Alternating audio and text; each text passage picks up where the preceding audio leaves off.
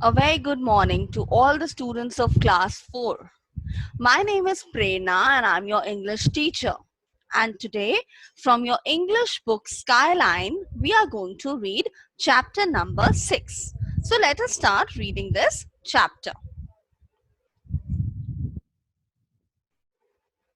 So this is, as I told you, this is chapter number 6. And what is the title of the chapter?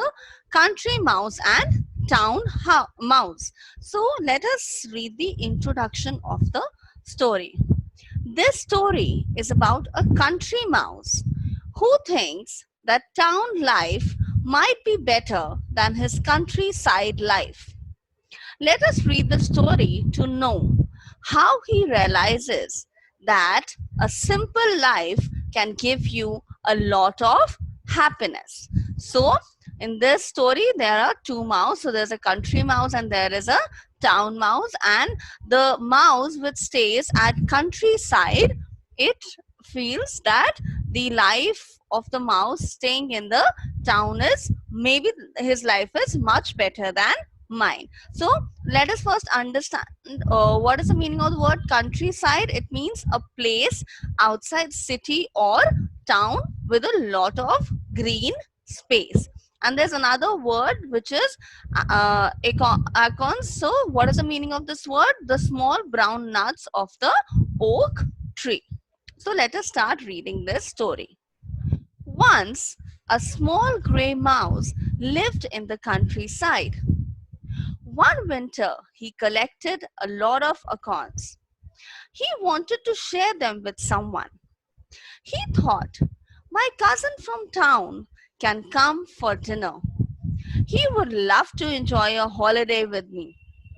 So, the country mouse invited his cousin, the town mouse, to visit him.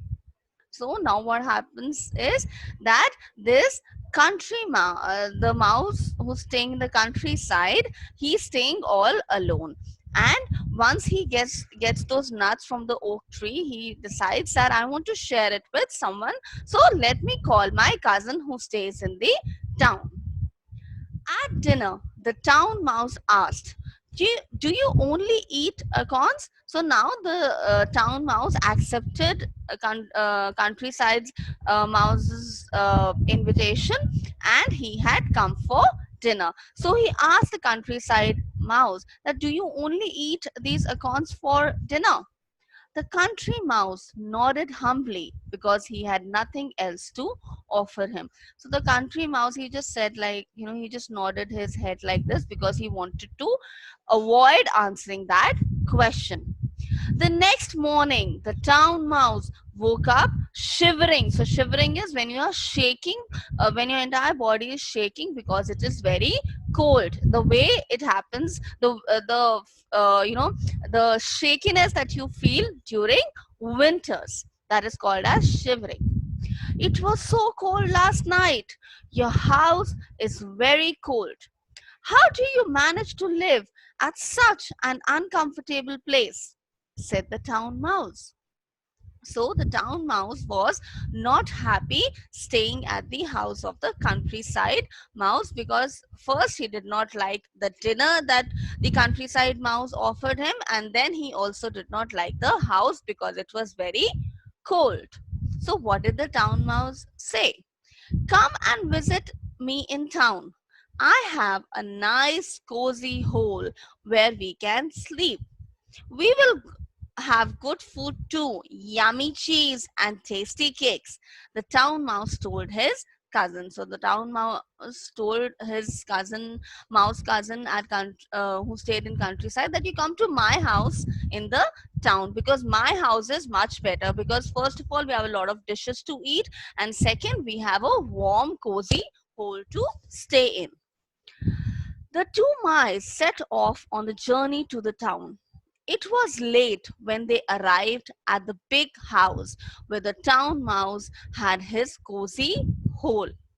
The house was warm and beautiful. The owners of the house had a dinner party that day. There was a lot of tasty food left on the dining table. Come up Come on up here, said the town mouse, jumping up onto the table. Try some of this lovely cheese. You must taste this cake. It's delicious. So now you can see the two mouse on the dinner table. They are eating cake, they're eating cheese, they're enjoying all the dishes that are kept on the table. And the two of them went about having a wonderful meal. Suddenly, the door opened and a big cat rushed in. It started mewing and sniffing around. So, how does a cat sniff? Like this. Okay, so when the cat is smelling something, so that is called as sniffing. So, this cat came meow and it started sniffing, it started smelling that where is the mouse. Then some people entered the room. The frightened mice quickly ran to save themselves and hide. The maid shouted, "Oh dear me, look at this table. What a mess these mice have made." She rushed around the room angrily with a broom in her hand.